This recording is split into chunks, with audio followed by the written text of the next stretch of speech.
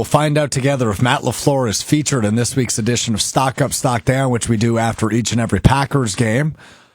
It's only an indication of where you were at after a game. And this week, it's a 35-25 win over the Pittsburgh Steelers. We've got some stocks going up, some stocks going down. It is time for another edition of Stock Up, Stock Down.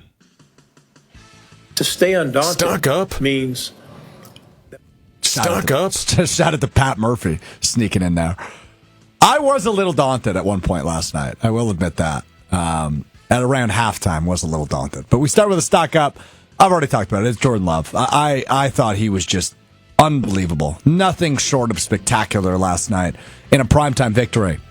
He furthers the narrative, which I find so funny because it's such a nitpicky stat. But Jordan Love is the greatest quarterback in the history of Sunday Night Football. Has the best passer rating. He is now 5-0-1 when he starts on Sunday Night Football. The tie obviously coming earlier this year against Dallas.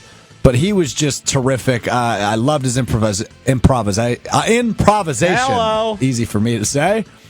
The way he was freelancing is the word that Josh used earlier. The way he was extending plays. I just thought he made so many things look easy, which is what you look for in your star quarterback. So stock up to the QB, Jordan Love. Stock up. We already talked about him, but it's Tucker Kraft. Best tight end in all of the NFL. The more he's used, the better he looks, the more he wears on defenses. He is able to, in a way that few other guys in the NFL can, create more yardage than they are given. He took like pretty much a simple slant route and then just ran past everybody and threw the last guys into the end zone. He is the most important non-quarterback portion of this offense moving forward. Stock down. This has become the special teams portion of this program, it seems.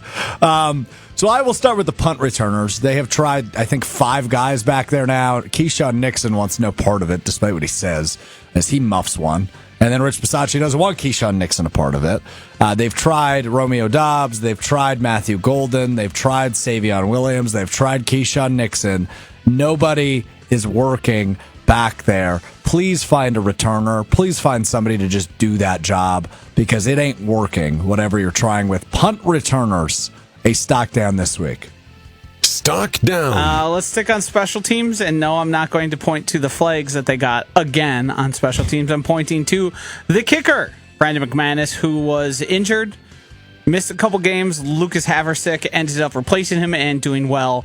And then this week, our guy, McManus, I don't want to call him our guy because I don't have any guys that are kickers.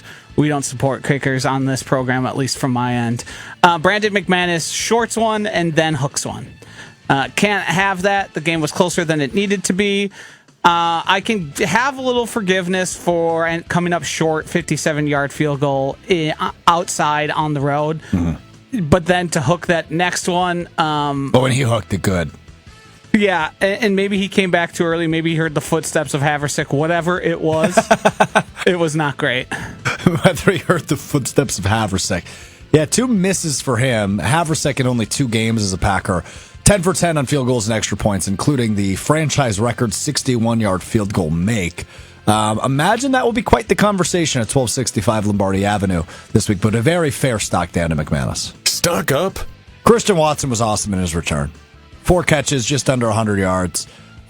You realize why they signed him to that contract extension before he returned. It was good to see. He wasn't, as far as I'm aware, I haven't looked at the snap counts, but I don't think he was on too big of a snap count because he was out there quite a bit. He's a big physical receiver, takes the top off of defense, still looks like he's got his speed. I thought he looked really good in his return game. Granted, it's the worst pass defense in the league. It's good to see Watson back out there. You know how big of a part of this offense he is, and I thought he certainly looked the part in his debut. I thought he looked like he did when he got hurt last year. He contested catches, securing the ball, and not just being a guy who's going to run past you. He actually was doing wide receiver things, and that was very encouraging to see because now it's becoming, especially after Jane Reed comes back, who I have no doubts about him, and being able to pick up and get back to speed probably by the time of the playoffs. That's a passing attack that gets. Yeah, I'm curious to see, as he continues to get back to football shape, can some of those blocks on the outside get better? Those I saw you whiffed on a few. Yeah. He also had a good one when Tucker Kraft scored in the first quarter. That's true. So, but I think that's just getting back to football speed. I'm not holding that against him. But like, for example, you see guys like Malik Heath still getting snaps. It's because he's a good blocker, right? And that's how he carves out some 35 snaps in his first game back from major reconstructive surgery. Pretty good. All in all, he was a positive. I'll just throw this out there. That's more than Micah Parsons was on week 1. Yeah. So, pretty good sign for a guy coming back from an ACL. Good to have Christian Watson back in the fold. Stock up. My stock up is to Carrington Valentine. I feel like I've been pounding his drum basically all offseason and into the regular season.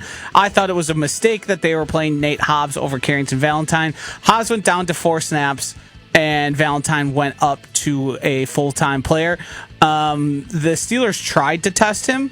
It didn't work all that well.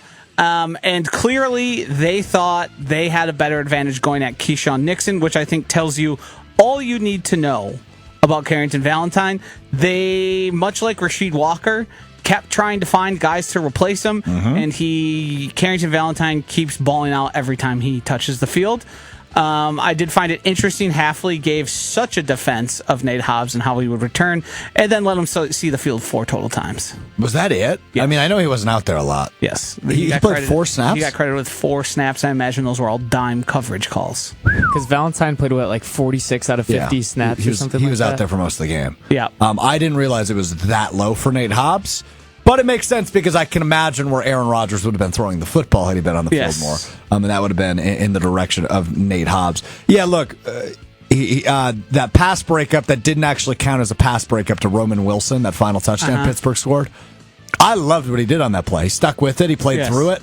Ultimately, Roman Wilson made a great catch on what was needed with, what do they call that, replay assistance? Yes. Expedited replay. Whatever it's called. And it was outside the 2-minute warning, so everybody on the Tirico and Collinsworth were confused on when you can use it and when you can't use it and when you need to challenge, when you can't challenge. Because it was called incomplete on the field. But I loved Valentine hanging in there and eventually ripping the ball out. And what looked like it wasn't a catch ultimately being a catch. Yeah. But I'm not going to fault them for that in a game where you're winning by 3 scores or 2 scores, whatever it was at that point. So, good game by Stevie.